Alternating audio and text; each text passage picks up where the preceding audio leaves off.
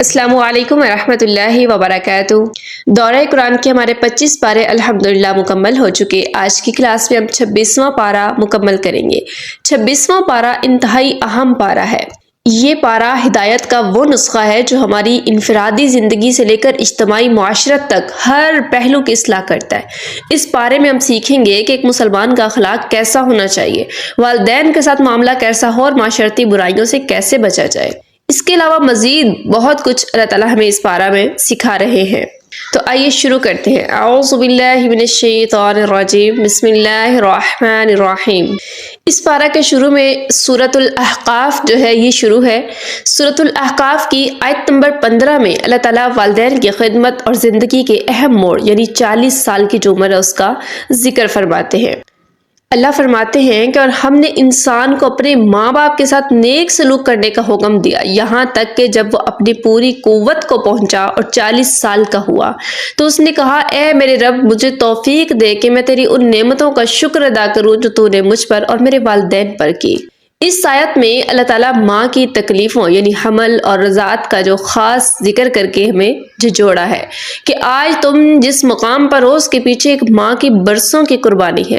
40 سال کی عمر کا ذکر اس لیے ہے کہ یہ وہ وقت ہے جب انسان اپنی عقل اور جسم کی بلندی پر ہوتا ہے، صحیح مضبوط ترین عمر ہوتی ہے یہ۔ ہم اکثر اپنی کامیابیوں کا کریڈٹ اپنی ڈگریوں اور محنت کو دیتے ہیں، جبکہ اصل کریڈٹ ہمارے ماں باپ کی دعاؤں کو جاتا ہے۔ ایک ماں کی تکلیف کو اگر کوئی سمجھ لے تو وہ جان جائے کہ اس کی ماں نے اس کے لیے کیا کچھ کیا، اور والدین کی دعائیں اور ماں کی دعا اس میں خاص اثر رکھتی ہیں اپنی اولاد کے لیے۔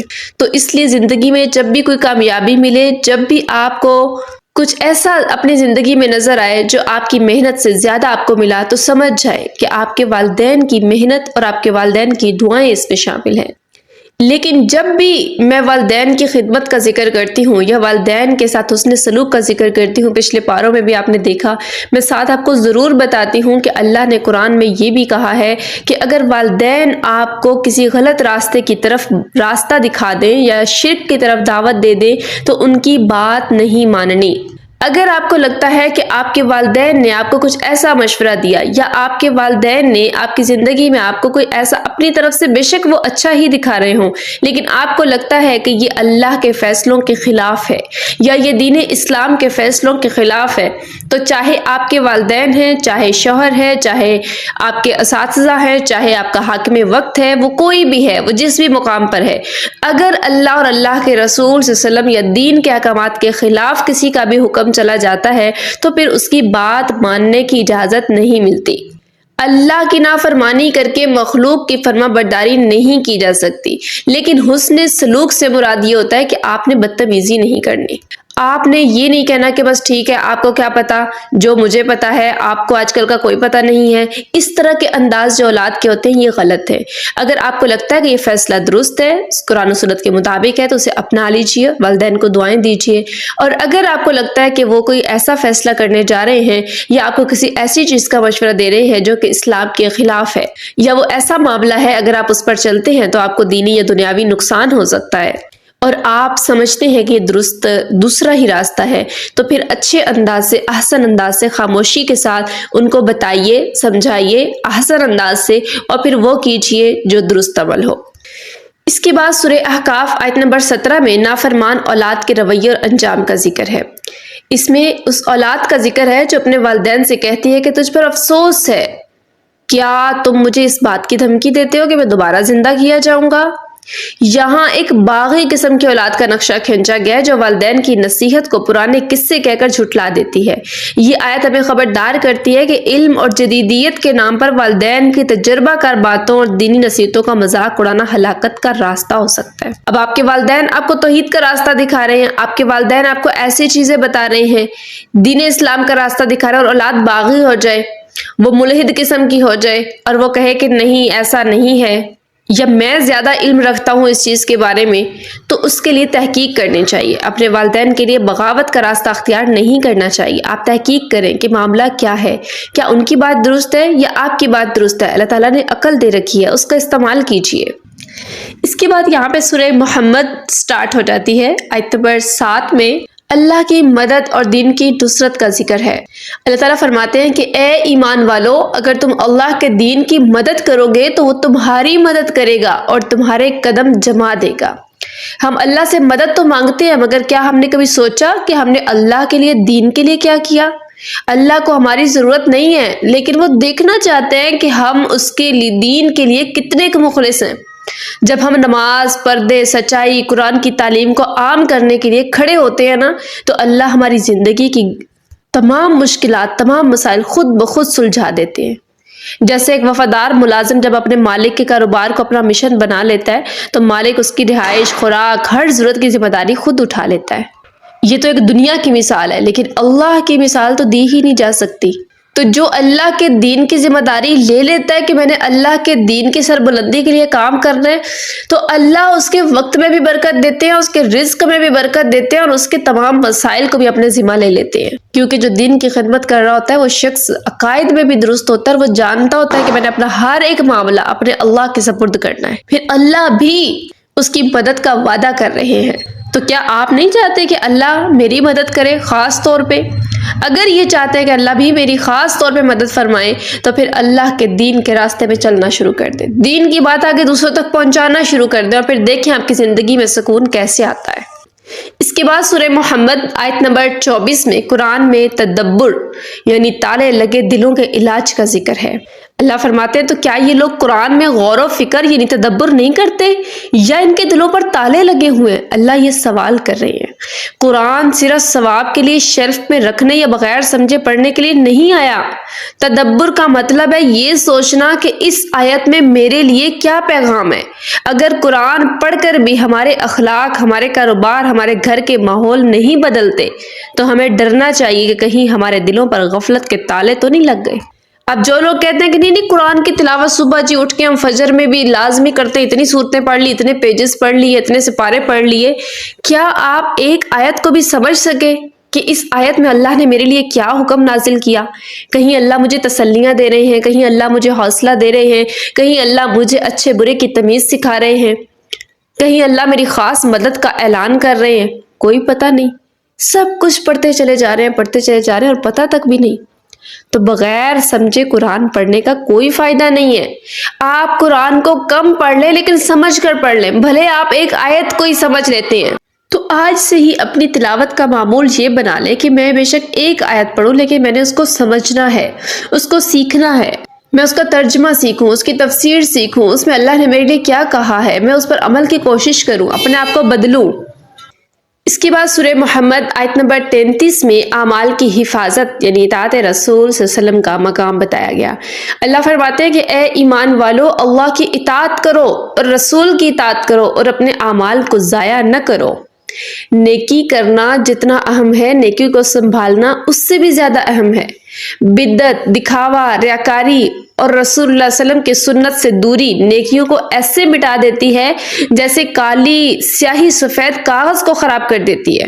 بالکل آپ کے وہ خراب کسی کام کے وہ آپ کی نہیں رہیں گی نیکیاں، اگر آپ نے اللہ کے رسول کی یا اللہ کی اطاعت نہیں کی۔ اپنی طرف سے بھلے جتنی مرضی نیکیاں سمجھتے رہیں، اتنی محنت کریں، اتنی محنت کریں، اور پھر آخر میں آپ کو اجر ہی نہ ملے اور وہ سب مٹا دی جائیں، خراب کر دی جائیں۔ جیسے کہ ایک کسان سال بھر محنت کر کے فصل اگائے مگر کٹائی کے وقت آ کے اسے آگ لگا دی جائے۔ نافرمانی ہماری نیکیوں کی فصل کو آگ لگا دیتی ہے۔ آج کتنے ہی ایسے لوگ ہیں، یہ بھی نیکی ہے، یہ بھی نیکی ہے، یہ بھی نیکی ہے، کبھی اتنی زحمت نہیں ہوئی کہ ہم اسے تلاش تو کر لیں کیا واقعی قرآن و سنت میں موجود بھی ہے کہ نہیں، کیا اللہ اور اللہ کے رسول نے یہ نیکی ہمیں بتائی بھی ہے کہ نہیں، کیا صحابہ کرام نے یہ عمل کیا بھی ہے کہ نہیں۔ ہم سنی سنائی پہ یہ آگے آگے، آج کل تو ماشاءاللہ سوشل میڈیا کا دور، اور بغیر تحقیق کے پوسٹ ویڈیوز پتہ نہیں کیا کیا چیزیں آگے جو ہے بغیر تحقیق کے لوگ شیئر کرتے ہیں، اس کو نیکی سمجھ کے فوری عمل کر لیتے ہیں۔ اللہ کے قرآن پہ اتنا عمل نہیں، حدیث پہ اتنا عمل نہیں جتنا لوگوں کے فارورڈ کی ہوئی چیزوں پر عمل ہے۔ تو اللہ کے لیے اپنی نیکیوں کو برباد مت کریں۔ اللہ یہاں پہ کہہ رہے ہیں کہ اپنے اعمال کو ضائع نہ کرو، یہ اعمال ضائع کر دے گا آپ کے وہ والے بھی جو آپ نے صحیح طریقے سے کیے ہوئے ہیں۔ تو اللہ کی اطاعت، رسول کی اطاعت تبھی کر سکیں گے جب آپ خود تحقیق کریں کہ واقعی قرآن و سنت میں یہ چیز موجود ہے یا نہیں۔ جو ہم سنتے چلے آ رہے ہیں، جو ہمیں لوگ بتاتے چلے آ رہے ہیں، ہم اس پہ عمل کرتے چلے جا رہے ہیں، یہ بھی نیکی ہے، یہ بھی وظیفہ ہے، یہ بھی فلاں ہے، یہ بھی فلاں ہے، کیا اس پہ اجر دینے والی ذات نے بھی بتایا کہ یہ نیکی ہے یا نہیں؟ ایک ٹیچر جو بچے کو ہوم ورک دیتی ہے اور وہ مزید دوسری کلاسز کی کتابوں کا سبق بھی لکھ کر لے اپنی طرف سے کہ نہیں دیکھا میں نے تو بھی اور بھی بڑا کچھ لکھا ہے، تو ٹیچر کیا کرے گی؟ کیا اس سے زیادہ خوش ہوگی یا اسے نافرمان کہے گی؟ حالانکہ اس نے محنت بھی کی ہوگی، اس نے اپنی طرف سے اچھا عمل بھی کیا ہوگا۔ تو اللہ کے سامنے بھی اسی کی اہمیت ہے جو اللہ اور اللہ کے رسول نے فرمایا۔ اپنے پاس سے بنائی ہوئی چیزوں کی کوئی اہمیت نہیں، وہ آپ کے اعمال کو ضائع کر دے گی۔ جب آپ کے سامنے قرآن و سنت میں سے اللہ کے رسول صلی اللہ علیہ وسلم کی صحیح حدیث آ جائے، اس کا احترام کیجیے، تحقیق کیجیے اور اس پہ عمل کریں۔ اور اگر آپ کے سامنے کوئی ایسی چیز ہے جو آپ کو قرآن و سنت میں سے نہیں مل رہی، اس کو چھوڑ دیں، وہ آپ کے اعمال کو برباد کرنے کا سبب بن سکتی ہے۔ اس کے بعد سورہ فتح آیت نمبر 4 میں اللہ تعالیٰ فرماتے ہیں سکینت کا نزول کا، اللہ پر بھروسے کا انعام۔ اللہ فرماتے ہیں وہی ہے جس نے مومنوں کے دلوں میں اطمینان اتارا، یعنی سکینت اتاری، تاکہ ان کے ایمان کے ساتھ ایمان میں اور اضافہ ہو۔ جب حالات مشکل ہوں اور چاروں طرف پریشانیاں نظر آ رہی ہوں تو اللہ اپنے بندوں کے دلوں میں ایک ایسا سکون اتارتا ہے کہ وہ گھبراتے نہیں ہیں۔ یہ سکون دنیا کی کسی دولت سے نہیں خریدا جا سکتا، یہ صرف ایمان والوں کے لیے اللہ کی طرف سے خاص تحفہ ہوتا ہے۔ اگر مال و دولت سے یہ سکون ملتا ہوتا نا تو آج کفار کے پاس سکون ہوتا، جن کے پاس کروڑوں روپے موجود ہیں لیکن سکون کے لیے وہ گولیاں کھا کر سوتے ہیں۔ ٹینشنز کے مریض ہیں، چھوٹی سی چیز پریشان کر دیتی ہے ان کو۔ ٹینشن، ڈپریشن، انگزائٹی، ساری چیزیں ان لوگوں میں زیادہ پائی جاتی ہیں جن کے پاس مال و دولت آج زیادہ ہے۔ تو یہ مال و دولت کے ذریعے، دنیاوی کامیابیوں کے ذریعے یہ سکون نہیں، اطمینان دل کا نہیں مل سکتا۔ جس قدر آپ کا ایمان زیادہ ہوگا اس قدر آپ کے دل میں اللہ کی طرف سے ایک خاص قسم کا سکون زیادہ ہوگا۔ جو دین پہ چلنے والے، آپ کو پتہ ہے ان کی آزمائشیں زیادہ ہوتی ہیں، جو اللہ کے لیے چلنے والے ان کی آزمائشیں، تکلیفیں، دشمن زیادہ ہوتے ہیں، لیکن اس کے باوجود بھی ان کے چہروں پہ سکون ہوتا ہے۔ تو آپ یہ دیکھیں یہ سکون کس چیز کی علامت ہوتا ہے، یہ کہاں سے ملتا ہے؟ یہ اللہ پر ایمان، توکل اور بھروسے سے ملتا ہے۔ تو اپنے اندر اللہ کے لیے ایمان، توکل، بھروسہ، تقوی، یہ چیزیں لے کر آئیں، پھر آپ کو بھی ایسی سکون ملے گا۔ اس کے بعد سورۃ الفتح میں آیت نمبر 29 میں صحابہ کرام رضوان اللہ علیہم اجمعین کے کردار کا ذکر ہے، یعنی مومن کی ایک مثالی تصویر۔ اللہ فرماتے ہیں محمد صلی اللہ علیہ وآلہ وسلم اللہ کے رسول ہیں اور جو لوگ ان کے ساتھ ہیں وہ کافروں پر سخت اور آپس میں نرم، نہایت رحم دل ہے۔ یہ صحابہ کرام کا ذکر ہو رہا ہے۔ اس آیت میں صحابہ کرام کی 2 بڑی صفتیں بیان ہوئی۔ پہلا یہ کہ وہ حق کے معاملے میں سمجھوتا نہیں کرتے، یعنی حق کے معاملے میں کوئی نرمی ان کے لیے نہیں ہے، اور دوسرا یہ کہ وہ ایک دوسرے کے لیے سراپا رحمت تھے۔ آج ہمارے درمیان فرقہ واریت، نفرتیں کیوں ہیں؟ کیونکہ ہم نے رحماء بینہم یعنی آپس میں رحم دلی کا سبق بھلا دیا۔ ایک مسلمان کو اپنے بھائی کے لیے نرم دل اور خیر خواہ ہونا چاہیے۔ صحابہ کرام کی یہ صفت انہیں اسی صفت نے ہی بلند کیا کہ کافروں کے لیے، باطل کے لیے سب یکجان ہو کر سخت ہو جاتے تھے، کوئی نرمی نہیں کرتے تھے جو حق کے خلاف کھڑا ہو جاتا، لیکن آپس میں ایک دوسرے پر قربانیاں دینے والے، ایک دوسرے کا ساتھ دینے والے۔ آج کسی کو تھوڑی سی کامیابی مل جائے وہ دوسروں کو نہ جانے کیا سمجھنے لگتا ہے، وہ دوسرے کو چاہتا ہی نہیں کہ کوئی اوپر آئے۔ اپنی زندگی کے کوئی گر، کوئی علم، کوئی ایسی چیز مل گئی جس نے اسے کامیاب راستے کے لیے آسانی کر دی، اب وہ دوسرے کو بتائے گا ہی نہیں، اسے پتہ چل گیا تو وہ بھی کامیاب ہو جائے گا۔ یہ صحابہ کرام کی صفت تھی کہ وہ آپس میں نرم تھے، ایک دوسرے کے لیے قربانیاں دینے والے، ایک دوسرے کو کامیاب دیکھنے والے تھے۔ آپ زندگی میں آزما کر دیکھیں، جو لوگ ایسا کرتے ہیں کہ اپنی زندگی کی کوئی چیز، کوئی ایسی بات کہ کوئی دوسرا سیکھے یا کامیاب ہو جائے وہ نہیں بتاتے، ان کی اپنی زندگی میں رکاوٹیں زیادہ ہوتی ہیں۔ اور وہ لوگ جو دوسروں کو بھی کامیاب دیکھنا چاہتے ہیں، دوسروں کو حق بات کی طرف لانا چاہتے ہیں، دوسروں کو بھی کامیابیوں کے طریقے بتاتے ہیں، ان کی زندگی میں خود بھی کامیابی زیادہ ہوتی ہے اور سکون بھی زیادہ ہوتا ہے۔ تو اپنے اندر یہ صفت پیدا کریں کہ حق کے معاملے میں سخت رہیں، حق پہ کبھی کمپرومائز نہیں کرنا۔ حق کے خلاف کوئی چیز آ رہی ہے، باطل ہے، جھوٹ ہے، غلط ہے، اس پہ کوئی کمپرومائز نہیں۔ اور دوسری طرف اپنے لوگوں کے لیے، اپنے مسلمانوں کے لیے نرم اور اخلاق والے ہو جائیں۔ اور اس صفت کا پھر اللہ کی طرف سے ہمیں سرٹیفکیٹ کیا ملے گا؟ رضی اللہ عنہم ورضوا عنہ، اللہ ان سے راضی اور وہ اللہ سے راضی۔ تو ظاہر ہے جس کے اندر یہ صفات پائی جائیں گی اللہ ان سے راضی ہوں گے اور وہ بھی اللہ سے راضی ہوں گے۔ اس کے بعد سورۃ الحجرات جو ہے وہ شروع ہو جاتی ہے۔ سورہ حجرات انتہائی اہم سورت ہے، یہ سورت زندگی کے سلیقے سکھاتی ہے۔ اس سورت میں اللہ تعالیٰ نے چھوٹی چھوٹی چیزیں جو ہیں وہ اٹھا کے سکھائی ہیں اپنے بندوں کو، کیا بات کرنی ہے کیا نہیں کرنی ہے۔ ہم چونکہ مختصراً خلاصہ لے کے چل رہے ہیں، اگر تفصیلی طور پہ اس کی بات کی جائے تو یہ سورت بہت خوبصورت سلیقے سکھاتی ہے۔ سورہ حجرات کی آیت نمبر 1 میں اللہ ایک خوبصورت ادب سکھا رہے ہیں۔ اللہ فرماتے ہیں اے ایمان والو اللہ اور اس کے رسول سے آگے نہ بڑھو۔ اس کا مطلب یہ ہے کہ جب اللہ اور اس کے رسول صلی اللہ علیہ وسلم کا کوئی فیصلہ آ جائے، کوئی حدیث آپ کے سامنے آ جائے، کوئی آیت آ جائے، تو اپنی عقل، اپنی پسند، اپنے رسم، اپنے رواج اور لوگ کیا کہیں گے، ان سب چیزوں کو پیچھے چھوڑ دیں۔ دین میں اپنی مرضی شامل کرنا دراصل اللہ کے علم پر اپنی عقل کو ترجیح دینے کے برابر ہے۔ تو اپنی عقل کو شامل مت کریں، اپنی مرضیوں کو شامل دین میں مت کریں۔ اب ہم کہیں گے نہیں ہم نے تو کبھی ایسا نہیں کیا، ہم نے تو مد مقابل کبھی کوئی چیز کھڑی نہیں کی۔ ذرا غور کریں اپنے گھر میں، ہمارے گھر کی خوشیوں کے فنکشن کیسے ہوتے ہیں؟ ہمارے گھر میں کوئی دکھ آ جائے، کوئی فوتگی ہو جاتی ہے، کوئی فوت ہو گیا، اس پہ ہم کیا کرتے ہیں؟ ہمارے گھر میں کوئی بچہ پیدا ہوتا ہے، ہم کیا کرتے ہیں؟ غور کریں، کیا یہ اللہ اور اللہ کے رسول کی احادیث کے خلاف اپنی عقل اور رسم و رواج پیش کرنا نہیں ہے؟ کتنے ایسے اعمال ہیں جو ہم اس وجہ سے چھوڑ دیتے ہیں کہ لوگ کیا کہیں گے؟ کتنے ایسے خواب ہیں جو پورے کرنے کے لیے ہماری لڑکیاں کمزور پڑ جاتی ہیں کہ ہمارا معاشرہ اور لوگ کیا کہیں گے۔ میں کہتی ہوں ایمان چیک کرنا ہے نا، اپنے گھر کے 3 موقع دیکھ لیجئے۔ چیلنج سے کہتی ہوں کہ یہ 3 موقع ایسے ہوتے ہیں جو آپ کے ایمان کا پتہ دیتے ہیں اور پتہ چلتا ہے کہ کون کتنے پانی میں ہے۔ اپنے آپ کو اہل القرآن، اہل الحدیث، اہل سنہ یہ سب کچھ کہنا کا کوئی فائدہ نہیں اگر آپ ان 3 معاملات میں، ان 3 موقع پر قرآن و سنت کے مطابق عمل نہیں کرنے والے۔ اس نام لیوا فرقوں کا کوئی فائدہ آپ کو نہیں ہونے والا، چاہے اپنے آپ کو جو ہے جو مرضی نسبت دے دیں۔ 3 موقع، پیدائش کا موقع دیکھ لیجئے، جب آپ کے گھر میں بچے کی پیدائش ہوتی ہے اس وقت پہ کون کون سے رسم و رواج کیے جاتے ہیں۔ یہ پچھلی کلاس میں ابھی میں نے تفصیل سے بات کی ہے کہ جب بچہ دنیا میں آتا ہے اس کے بعد جی اتنے شرک و بدعت ہوتے ہیں، اس کے پاس لوہا رکھا جا رہا ہے، اس کے پاس چلہ باہر نہیں نکالنا، کوئی ایسی عورت نہ آ جائے جس کی آواز اس کے اوپر پڑ جائے گی، کوئی بیماری والی نہ پاس آ جائے، فوتگی پہ نہیں جانا، یہ نہیں کرنا، وہ نہیں کرنا، اور جی عجیب و غریب خوشی اور غمیاں مکس کر دی جاتی ہیں اس میں، رسم و رواج، یہ ساری توہمات نہیں تو اور کیا ہے۔ ایسے ایسے طریقے ایجاد کر لیے گئے کہ انسان دنگ رہ جاتا ہے، کیا مسلمان یہ کر رہا ہے۔ اس کے بعد دوسرا موقع شادی کا موقع، خوشی کا موقع دیکھ لیجئے۔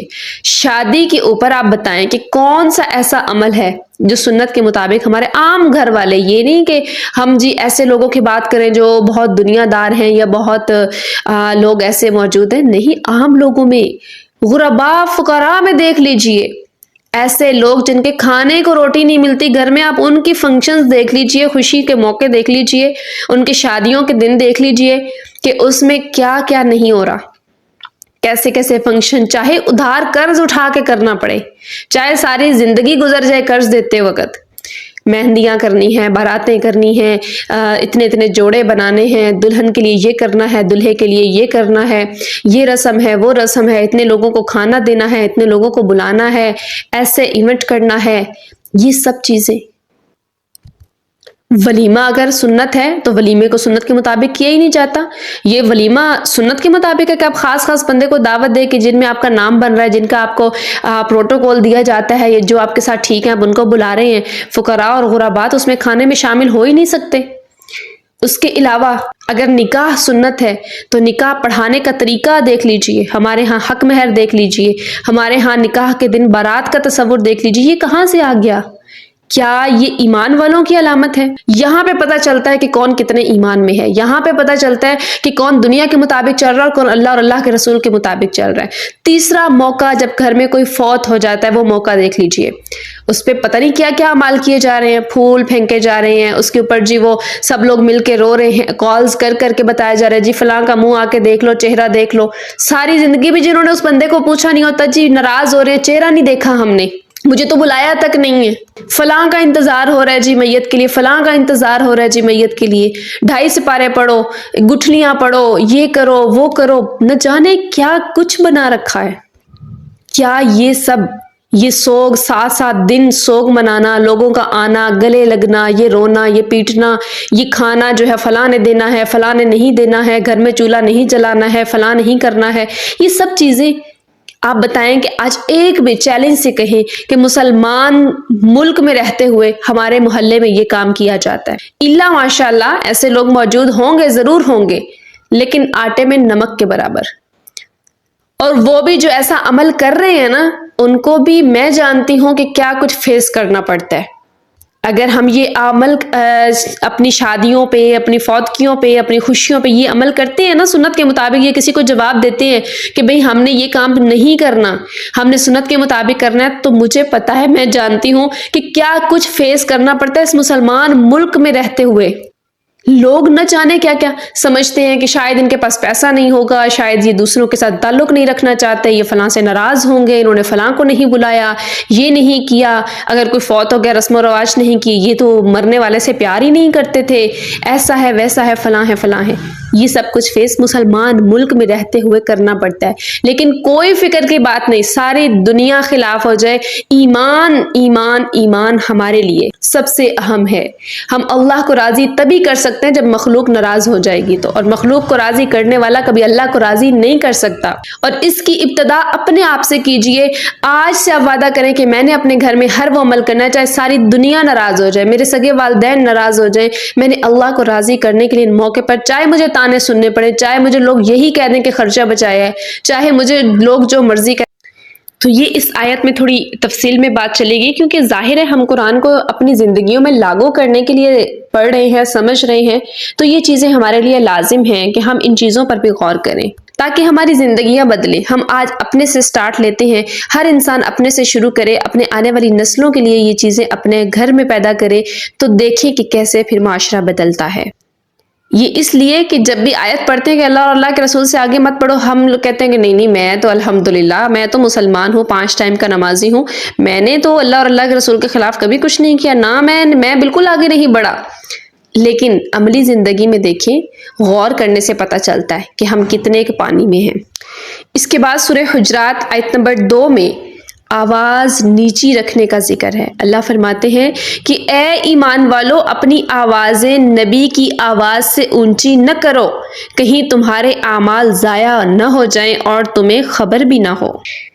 اب دیکھیں کہ اللہ کے رسول کی آواز سے اونچی آواز کرنے کی اجازت نہیں دی گئی، یعنی صحابہ کرام جب بات کر رہے ہیں تو نبی کریم صلی اللہ علیہ وسلم کی آواز سے اونچی آواز ان کی نہیں ہونی چاہیے، ادب کا ایک تقاضا ہے۔ لیکن افسوس کہ آج کئی ایسے لوگ بھی دنیا میں موجود ہیں جن کا عقیدہ بھی یہ ہے کہ اللہ کے رسول صلی اللہ علیہ وسلم ہمیں دیکھ رہے ہیں، سن رہے ہیں، یہاں موجود ہیں۔ کئی ایسے لوگ ہیں مسلمانوں میں جو یہ عقیدہ رکھتے ہیں، اور اس کے باوجود ان کی آوازیں دیکھ لیجئے۔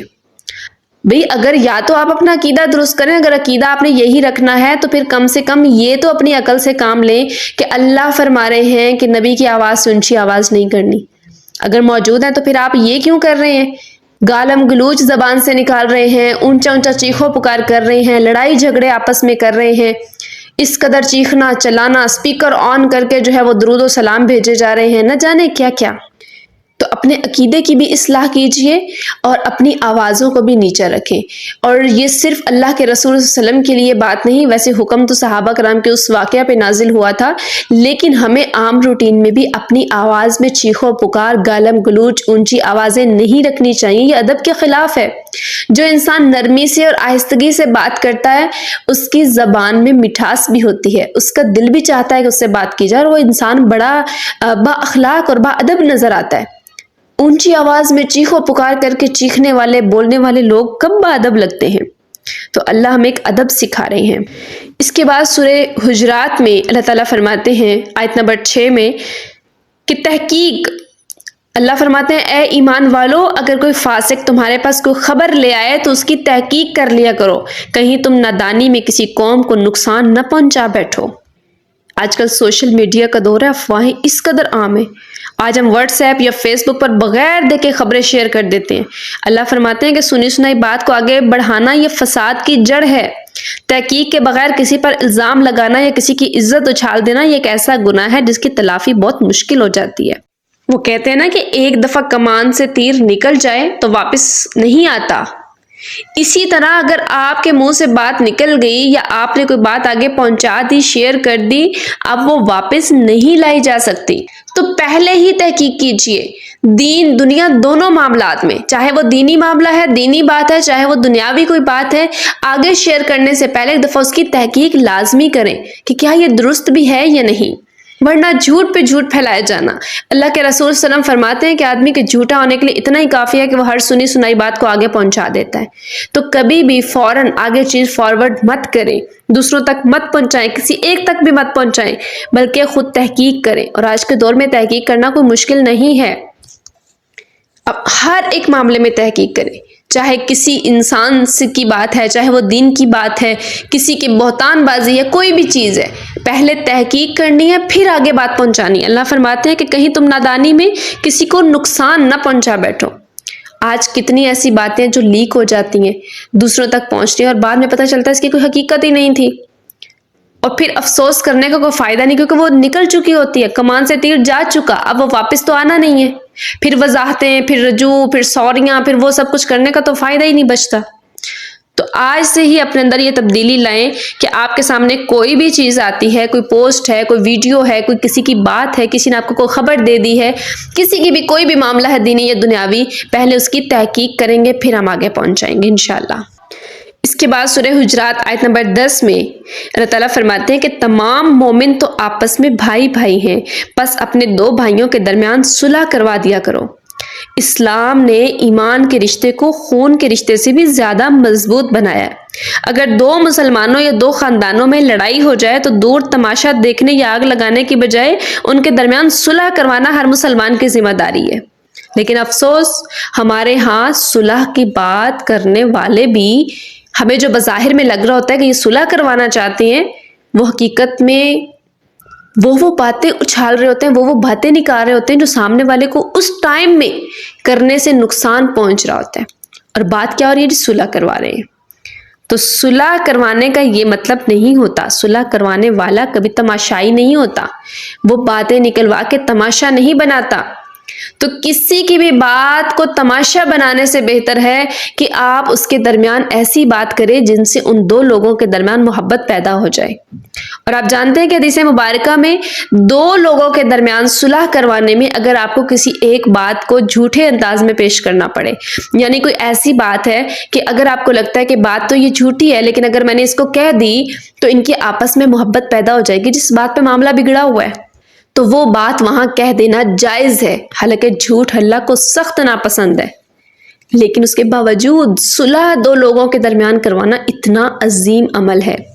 تو لوگوں کے درمیان محبت پیدا کریں، لوگوں کے درمیان یہ نہیں کہ ایک کی بات سنی ایک کی، اکثر عورتوں کی عادت ہوتی ہے فیملی میں جب دیکھا نا کہ دو لوگ آپس میں ٹوٹ رہے ہیں، ادھر کال مل رہی ہے ادھر کال مل رہی ہے، اچھا تمہیں کیا پتہ چلا؟ ہاں وہ اس نے ایسا کیا، اس نے ایسا کیا، وہ آگے خبر بتائے گی، اچھا تمہیں پتہ ہے وہ ایسا ہو گیا ویسا ہو گیا۔ اللہ کے لیے یہ چیزیں چھوڑ دیجئے۔ اگر آپ کسی کو کم سے کم جوڑ نہیں سکتے نا تو اس کو توڑنے والی باتیں بھی مت کریں۔ جو بات کسی کے گھر کی ہے اس کو گھر میں رہنے دیں، اس کو کسی دوسرے تک پہنچائیں مت، ورنہ آپ کے اعمال ضائع ہو سکتے ہیں۔ اس کے بعد سورہ حجرات آیت نمبر 11 میں اللہ تعالیٰ معاشرتی برائیوں کا ذکر کرتے ہیں، جیسا کہ مذاق، طعنہ، برے نام وغیرہ۔ اللہ فرماتے ہیں نہ کوئی گروہ دوسرے کا مذاق اڑائے اور نہ ایک دوسرے کو طعنے دو اور نہ ایک دوسرے کو برے ناموں سے پکارو۔ اللہ اکبر، اللہ کیسی باریک باریک چیزیں بھی سکھا رہے ہیں، لیکن افسوس ہے ان لوگوں پر جو قرآن بند کر کے بیٹھے ہیں، رٹے پہ رٹے لگائی جا رہے ہیں، اتنے ختم ہو گئے اتنے ہو گئے، لیکن یہ چیزیں ان کو آج تک پتہ ہی نہ چل سکی۔ اللہ نے مجھے اتنی باریک چیزیں بھی سمجھائی ہیں۔ اللہ فرما رہے ہیں کہ کسی کے قد کا، رنگ کا، غربت کا، کسی کی مجبوری کا مذاق مت اڑاؤ۔ کسی کی یہ مذاق اڑانا دراصل اللہ کی تخلیق کی توہین ہے۔ طعنہ دینا دلوں کو زخمی کر دیتا ہے۔ اللہ نے ہمیں مومن کا خوبصورت نام دیا، ہمیں دوسروں کو برے ناموں سے، برے القاب سے نہیں پکارنا چاہیے۔ آج دیکھیں کسی کو پکارنا ہے فلاں ایسا ویسا، الٹے پلٹے نام جو ہے وہ لے لے کر پکارا جاتا ہے، تو اللہ کو یہ پسند نہیں، اللہ منع کر رہے ہیں۔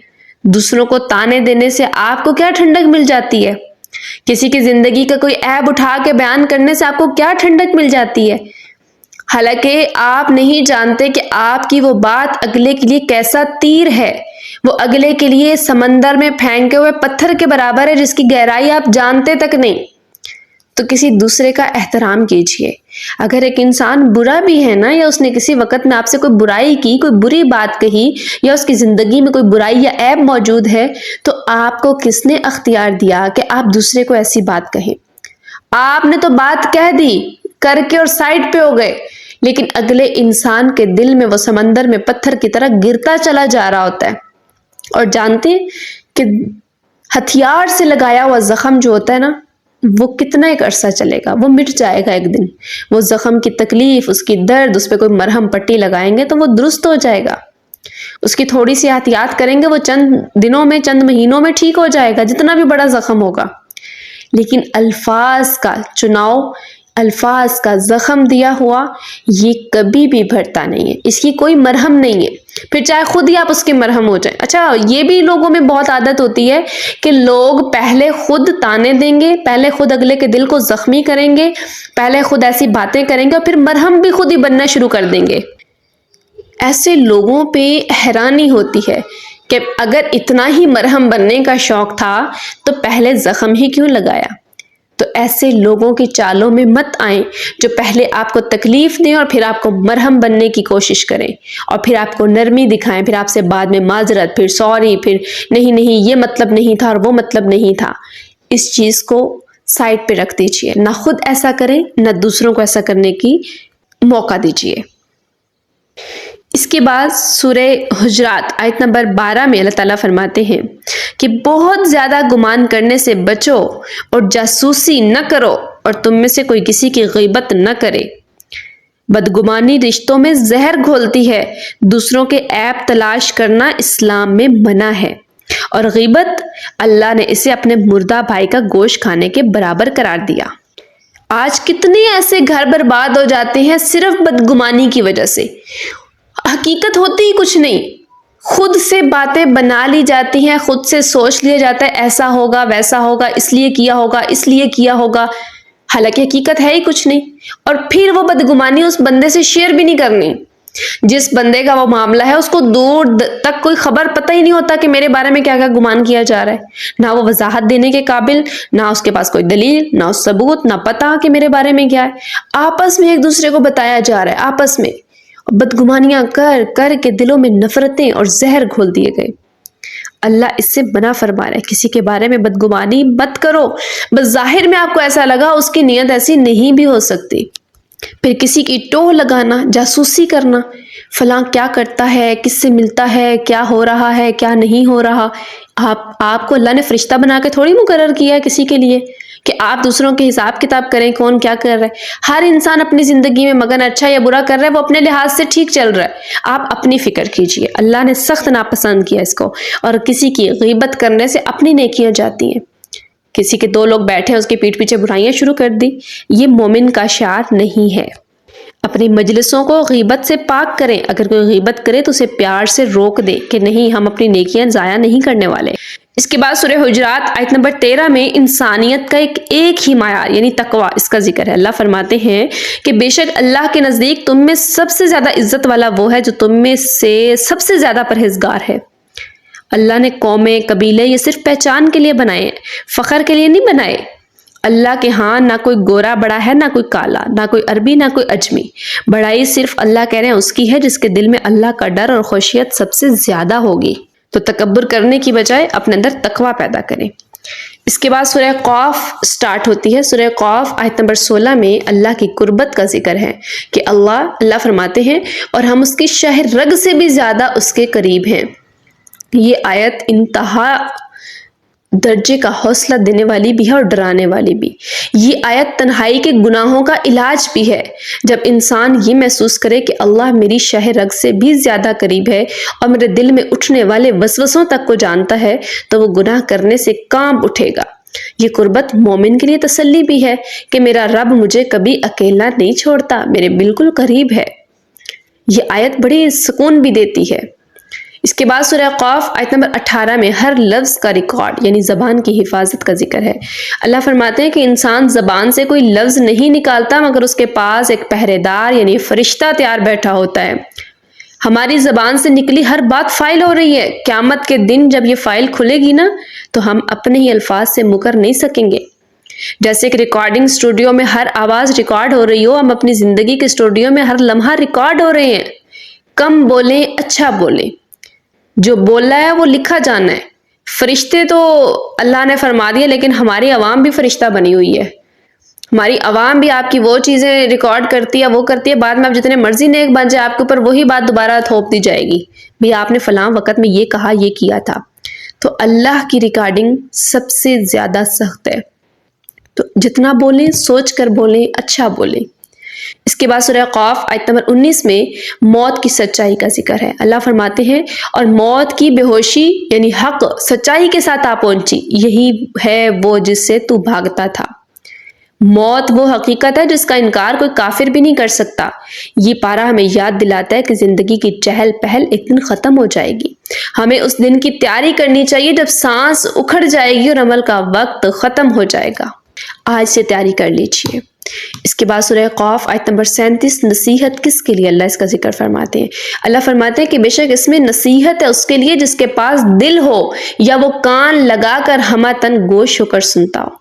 قرآن سب پڑھتے ہیں مگر اثر اس پر ہوتا ہے جس کا دل بیدار ہوتا ہے اور جو سننے کی نیت سے آئے۔ اگر دل دنیا کی محبت میں بند ہے تو بہترین نصیحت واز بھی اثر نہیں کر سکتا۔ اگر یہ قرآن یہ باتیں آپ کے دل پہ لگتی ہیں، آپ کا دل پرنم رہتا ہے، آپ کی آنکھوں میں آنسو آتے ہیں، تو سمجھ جائیں کہ آپ کا دل زندہ ہے، آپ کی روح زندہ ہے، اور اللہ سے ہمیشہ اپنی روح کی زندگی بھی مانگا کریں۔ اس کے بعد سورۃ الزاریات شروع ہوتی ہے۔ سورۃ الزاریات آیت 18 میں سحر کے وقت استغفار کا ذکر ہے۔ یہ نیک بندوں کی پہچان ہے۔ اللہ فرماتے ہیں اور وہ سحر کے وقت میں اللہ سے معافی مانگتے ہیں۔ سحر یعنی تہجد کا جو وقت ہوتا ہے، فجر سے تھوڑی دیر پہلے کا تہجد کا وقت اور سحر کی گھڑیاں اللہ کو بہت محبوب ہیں۔ جب دنیا سو رہی ہوتی ہے تب اللہ کے خاص بندے اٹھ کر اپنے گناہوں کا اعتراف کر رہے ہوتے ہیں اور رو رو کر معافیاں مانگ رہے ہوتے ہیں۔ دن بھر کے گناہوں کا بوجھ اتارنے کے لیے وقت استغفار کی عادت ڈالنے کا ہے۔ یہ وقت بڑا پرسکون ہے۔ 4 دن اس میں عبادت کر کے تو دیکھیں، آپ کو ایسا سکون آئے گا کہ اس کے بعد چھوڑنے کو دل نہیں چاہے گا۔ یہ در ایسا در ہے۔ اس کے بعد سورہ زاریات آیت نمبر 19 میں دوسروں کے حق کا ذکر ہے۔ اللہ فرماتے ہیں اور ان کے مالوں میں مانگنے والے اور نہ مانگنے والے محروم کا حق تھا۔ اللہ کے نیک بندے وہ ہیں جو اپنے مال کو صرف اپنی ذات پر خرچ نہیں کرتے بلکہ وہ ان کا دل دوسروں کے لیے بھی دھڑکتا ہے۔ وہ ان لوگوں کو بھی ڈھونڈ کر مدد دیتے ہیں جو سفید پوشی کی وجہ سے کسی کے آگے ہاتھ نہیں پھیلاتے۔ تو اپنے مال صرف اپنا نہ سمجھے کہ میرا ذاتی ہے۔ اللہ فرما رہے ہیں کہ قیامت کے دن یہ سوال ہونا ہے کہ سائل اور محروم یعنی جو مانگنے والے بھی ہوتے ہیں کچھ لوگ اور مانگنے والے نہیں ہیں، ان کا زیادہ حق ہے۔ آج ہم کہتے ہیں فلاں کو ضرورت ہے، اس نے بتائی، اس کو دینا ہے۔ ایسے لوگوں کو تلاش کریں جو زندگی میں ہاتھ نہیں پھیلاتے، جو سفید پوش اپنی عزت رکھتے ہیں اور ان کے گھروں میں فاقے ہوتے ہیں۔ ایسے لوگوں کی ضروریات پہ ضرور نظر ڈالیں کہ جو باعزت لوگ ہیں ان کے گھروں کے حالات، یہ جاسوسی والا کام نہیں کرنا، مطلب ان کی مدد کرنے کی نیت سے کہ تلاش کر کے ان کو باعزت طریقے سے دیں تاکہ ان کو بھی دل آزاری نہ ہو اور آپ کی طرف سے حق بھی ادا ہو جائے۔ اس کے بعد اس پارے کے آخر میں سورہ زاریات آیت نمبر 21 میں اللہ اپنی ذات میں غور کی دعوت دیتے ہیں۔ اللہ فرماتے ہیں اور خود تمہاری اپنی ذات میں نشانیاں موجود ہیں تو کیا تم دیکھتے نہیں ہو؟ اللہ فرما رہے ہیں کہ کائنات کو دیکھنے سے پہلے اپنے وجود کو بھی دیکھ لو۔ یہ آنکھ کا دیکھنا، یہ دل کا دھڑکنا، یہ دماغ کا سوچنا، ہر چیز پکار کر کہہ رہی ہے کہ میرا کوئی تو بنانے والا ہے۔ یہ غور و فکر انسان کو اللہ کی معرفت بخشتا ہے، تو اپنے اندر بھی غور پیدا کیجیے۔ اللہ سے دعا ہے کہ اے ہمارے اللہ ہمیں اس پارہ کی ان تفصیلی یا گہرے جو ہم نے اسباق پڑھے ہیں سیکھے ہیں اسے صرف سننے تک محدود نہیں رکھنا بلکہ ہمیں انہیں اب ہمارے عمل کا حصہ بنا دیجیے۔ یا اللہ ہمیں والدین کا فرما بردار بنا، ہمیں زبان کی آفتوں، غیبت اور بدگمانی سے بچا۔ رب کریم ہمارے دلوں میں ایک دوسرے کی محبت اور رحم دلی پیدا فرما۔ ہمیں اس حال میں موت عطا کرنا کہ تو ہم سے راضی ہو اور ہم تیرے حضور سرخرو ہو جائیں۔ آمین یا رب العالمین۔